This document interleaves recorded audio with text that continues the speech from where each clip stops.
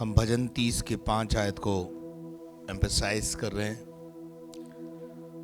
और वहाँ इस क्यों? प्रकार लिखा है। क्योंकि उसका क्रोध तो क्षण भर का होता है, परंतु उसकी प्रसन्नता जीवन भर की होती है। आगे कदाचित रात को रोना पड़े, परंतु सवेरे आनंद पहुंचेगा। आमेन। काफ़ी बातें हमने इस पर देखी है और अय्यूब के 8 अध्याय उसके 7 पद को जब हम देखते हैं तो वहाँ पर ऐसा लिखा है, आरंभ में हमारा भाग छोटा है परंतु परमेश्वर उसको बड़ा करेगा। पढ़ दीजिए जरा उसको। चाहे तेरा भाग पहले छोटा ही रहा हो, चाहे तेरा भाग पहले छोटा ही रहा हो, छोटा ही रहा हो, परंतु अंत में तेरी बहुत बढ़ती होती है। अंत में तेरी क्या होगी? बढ़ती होगी। हालेलुया। तू बढ़ेगा। मेरे अजीजों, यहाँ पर जो भजन के अंदर दाऊद बादशाह लिखता है, कदाचित रात को रोना पड़े परंतु सवेरे आनंद पहुंचेगा। इस जो 2 लाइन है इसका कुल जो सेंस है वो ये है कि हम सदा उसी परिस्थिति में नहीं पड़े रहेंगे जिसमें आज है।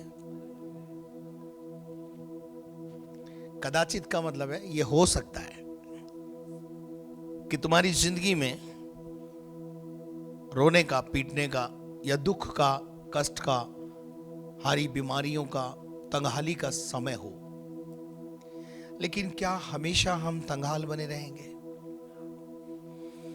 क्या हमारा परमेश्वर हमारी सुधि नहीं लेगा? लेगा।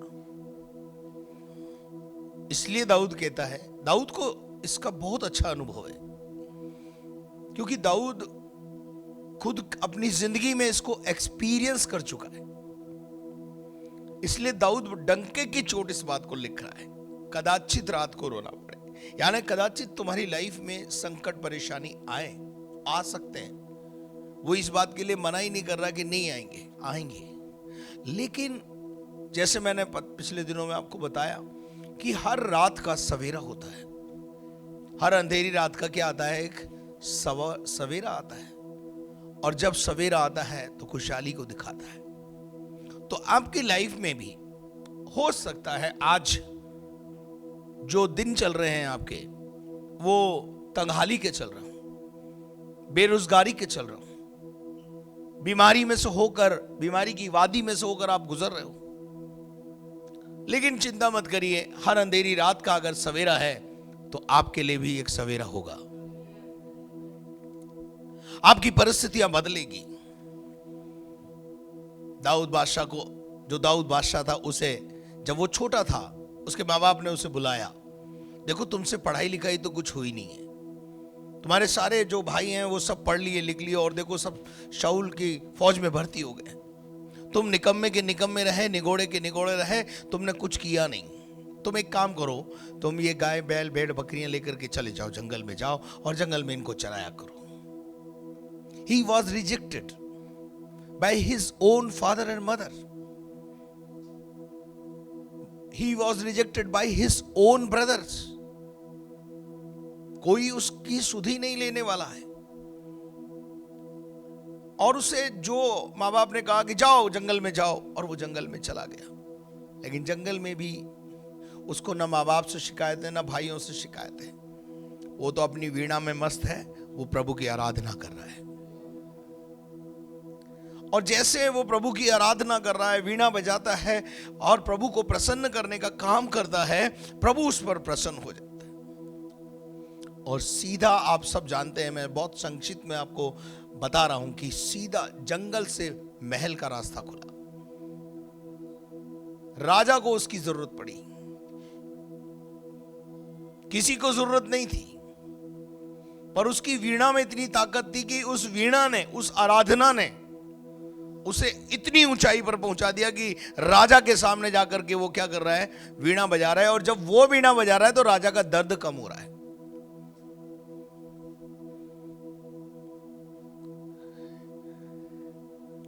तो हम हर समय, माँ बाप ने तो सोचा था जंगल में ही है, माँ बाप ने सोचा था कुछ किसी काम का ना काज का, दुश्मन अनाज का है। लेकिन सबसे ज्यादा काम का वो ही निकला। उसके भाइयों को ऊपर भी उसको अधिकार मिल गया। जो भाई शाऊल के समय में फौज में भर्ती हुए, आज दाऊद उनका राजा बन गया। परिस्थितियां बदलेगी। पड़ोसी को बोलो परिस्थितियां बदलेगी। पड़ोसी को बोलो आपकी भी परिस्थितियां बदलेगी। आपकी लाइफ में भी सवेरा होगा, आपकी लाइफ में भी खुशहाली आएगी। हालेलुया। कदाचित रात को रोना पड़े, परंतु परंतु परंतु परंतु परंतु ये परंतु जो है ना, इसमें दम है। हालेलुया। पढ़िए एस्तर की किताब 9वां अध्याय, उसके पहले 2-3 पदों को।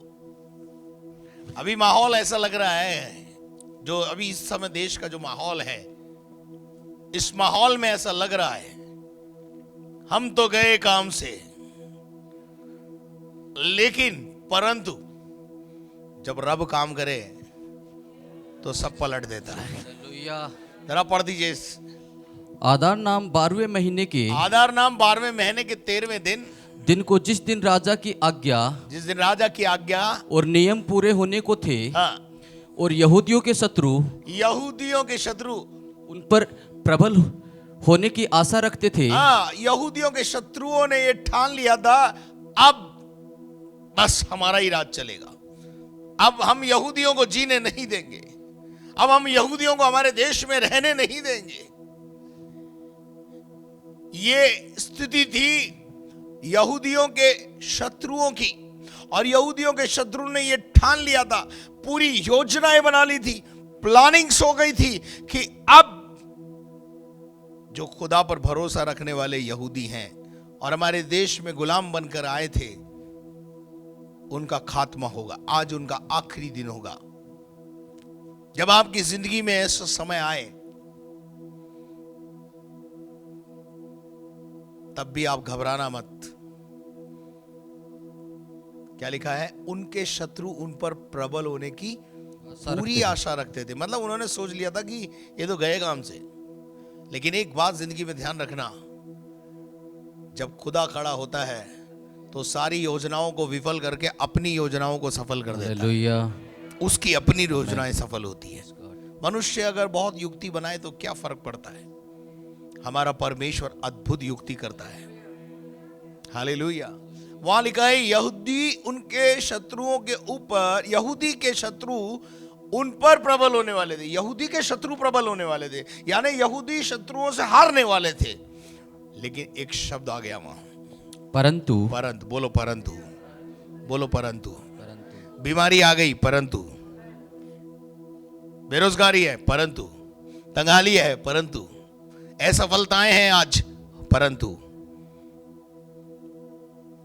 इस परंतु ने यहां लिखा है परंतु उसके उल्टे, परंतु इसके विपरीत, इसके उल्टा हो गया। बोलो उल्टा हो गया। क्या हो गया? यहूदी अपने बैरियों पर प्रबल हुए। हालेलुया। कोई तो बोले हालेलुया। परंतु यहूदी शत्रुओं पर प्रबल हो गए। पता नहीं चला रात रात में कौन सी गुट्टी पिला दी, पता नहीं चला रातों रात क्या हो गया, परंतु सारी प्लानिंग, सारी योजनाएं थरी की थरी रह गई। और क्या हुआ? शत्रुओं के ऊपर यहूदियों ने विजय प्राप्त किया। तो आप ये मत समझिए कि साहब आज दिन खराब चल रहे हैं तो खराब ही चलते रहेंगे।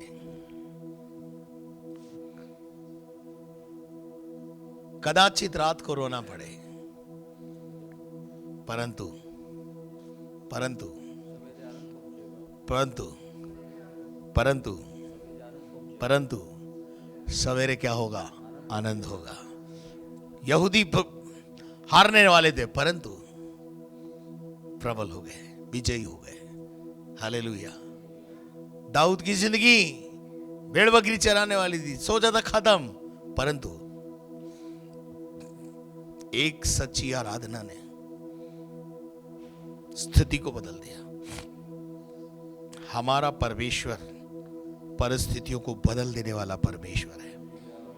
आई वॉन्ट टू एक्साइट यू, मैं आपको उत्साहित करना चाहता हूं। किसी भी वादी में से होकर आप क्यों ना जा रहे हो, किसी घाटी में से होकर क्यों ना जा रहे हो, मौत की वादी में से होकर क्यों ना जा रहे हो, परंतु वो परिस्थिति बदल सकता है। मृत्यु के बिल्कुल सामने खड़े हो, मृत्यु को गच्चा देकर आ सकते आप, परंतु हालेलुया, हिजकिय्याह बादशाह के लिए मृत्यु को फरमान आ गया, परंतु एक प्रार्थना ने 15 साल का एक्सटेंशन दे दिया। तो इसलिए मैं आपको उत्साहित करना चाहता हूं कि आप इस बात से कभी डरे नहीं। एक दफा यीशु मसीह के विषय में बताना चाहता हूं। यूहन्ना का 11 अध्याय और उसका 9 पद पढ़िए। यूहन्ना 11:9। यीशु मसीह ने इस बात को इस प्रकार से यहां पर कहा, इसी बात को यीशु ने हाँ। उत्तर दिया, यीशु ने उत्तर दिया, क्या दिन के 12 घंटे नहीं होते? क्या हुआ, क्या दिन के 12 घंटे नहीं होते? 12 घंटे नहीं होते? इसका क्या मतलब है? क्या 12 के 12 घंटे एक सा जीवन चलेगा? हमेशा एक से दिन रहेंगे, हमेशा एक सी परिस्थिति रहेगी, हमेशा बीमार रहेंगे, हमेशा बेरोजगार रहेंगे? क्या हम हमेशा असफल रहेंगे?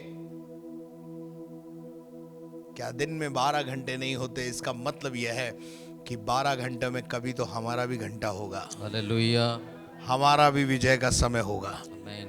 हमारी भी परिस्थितियां बदलेगी, हमारे भी दिन बदलेंगे, हालेलुया, है, हमारे लाइफ में भी खुशहाली आएगी। हम सदा ऐसे नहीं रहेंगे। भाग हमारा भले ही आज छोटा है, कल बड़ा हो जाएगा। आज बेरोजगारी है, कोई बात नहीं, आज हम नौकरी लेने के लिए तरस रहे हैं, कल नौकरी देने वाले बन जाएंगे। बस खुदा के साथ फेथफुली चलते रहो। यीशु ने कहा क्या दिन के 12 घंटे नहीं होते? इसका मतलब क्या है? यीशु मसीह जिस गांव से निकल के आया था 2 दिन पहले, 4 दिन पहले, वहां जबरदस्त विरोध था।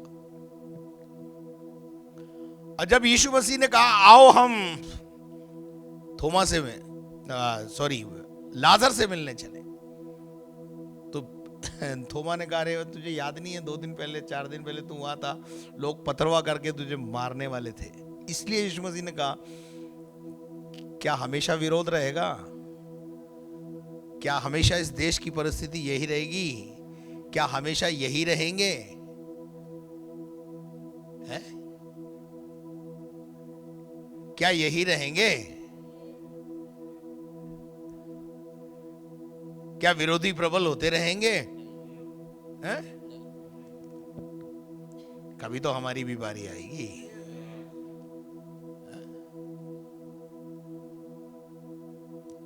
प्रभु हमारा परमेश्वर जो है इनसे निमटने वाला परमेश्वर है।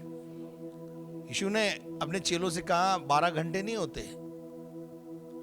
दिन में 12 घंटे होते। इसका मतलब यह है परिस्थिति हमेशा एक सी नहीं रहेगी, हमारे दिन बदलेंगे, हमारी परिस्थितियां बदलेगी, हम विजय के अनुभवों में जाएंगे।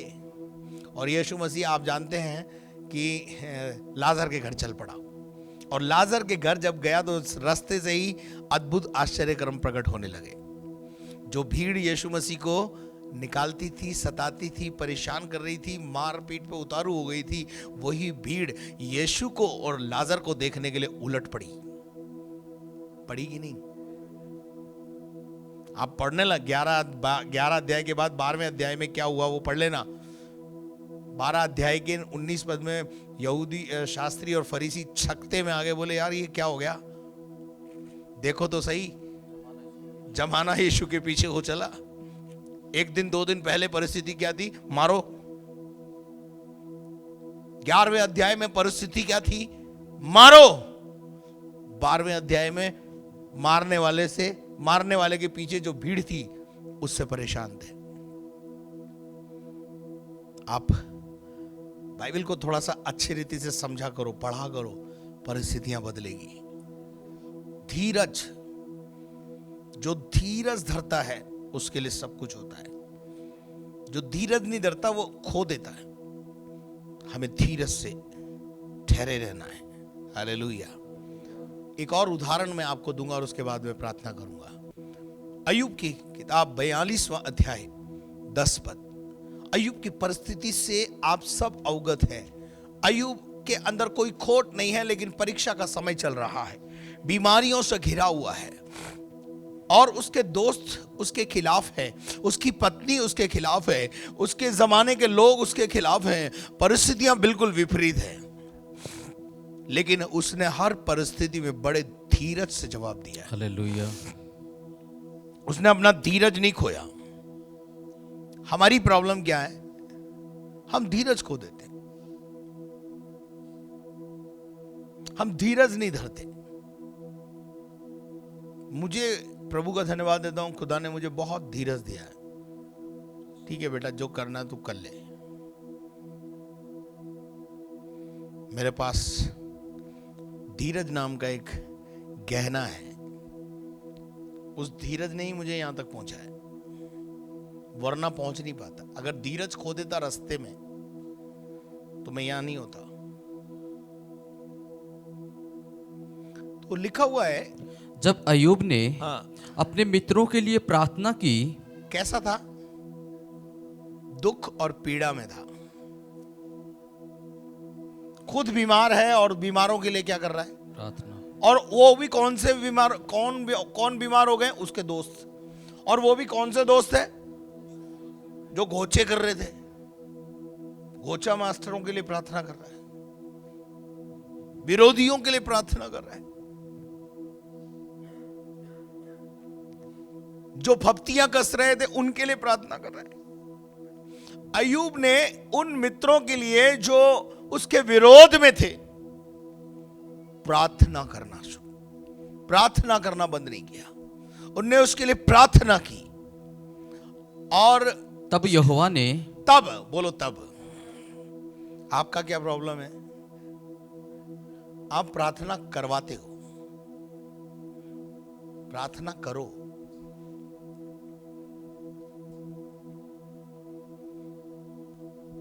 करवाने वाले मत बनो, करने वाले बनो।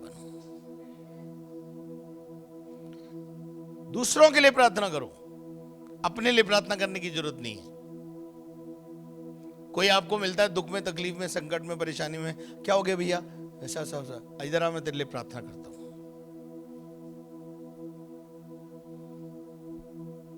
कोई बेरोजगार मिलता है, बोले इधर आ, मैं तेरे लिए प्रार्थना करता हूं, तेरे को रोजगार मिल जाएगा। तो खुद के पास तो है नहीं, कोई टेंशन नहीं। बोले मेरे से ज्यादा तेरे को जरूरत है, अभी मैं तेरे लिए प्रार्थना कर देता हूं। हालेलुया। और जब अय्यूब ने अपने उन मित्रों के लिए जो उसे सताते थे, दुश्मनी रखते थे, अदावत रखते थे, उनके लिए प्रार्थना की तो क्या हुआ? तब यहोवा ने उसका सारा दुख दूर किया। प्रार्थना किसने की? अय्यूब ने। किसके लिए की? दोस्तों के लिए। और हुआ क्या? अय्यूब का दुख दूर हुआ। नहीं आई समझ में? प्रेज द लॉर्ड, प्रभु की स्तुति हो। बोलो अय्यूब की परिस्थितियां बदल गई।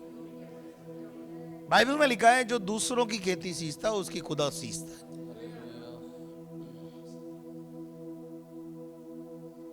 मैं क्या प्रार्थना करूं जी तुम्हारे लिए? मेरे तो खुद ही नहीं है, मैं तो खुद ही बीमार हूं, क्या प्रार्थना करूं आपके लिए? है? नहीं। प्रभु का वचन कहता है कि उसने दूसरों के लिए प्रार्थना की और प्रभु ने उसके सारे संकट, सारे फोड़े फुंसी, सब कुछ, बोलो सब कुछ दूर कर दिया। Hallelujah, hallelujah, hallelujah. और यही नहीं, इतना ही नहीं, और पढ़ो, और पढ़ो। और जितना अय्यूब के पास पहले था, अय्यूब के पास जितना था वो सब चला गया था। आपको पता है, उसकी गाय, उसकी बैल, उसकी भेड़, उसकी बकरियां, सब सब सब चला गया था। वो कंगाली की हालत में आ गया है, बदहाली की हालत में आ गया है।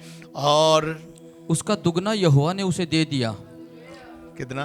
दुगना। कितना? पड़ोसी को ऐसे करके बताओ, दुगना दिया। आपको चाहिए दुगना?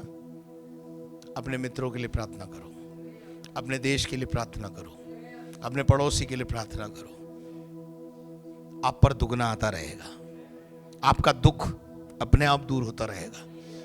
अपने दुखों के बारे में मत बताओ खुदा को। खुदा को ज्यादा मालूम है तुम किस परिस्थिति में से होकर गुजर रहे हो। तुमसे ज्यादा खुदा को पता है कि तुम्हें कब क्या देना है।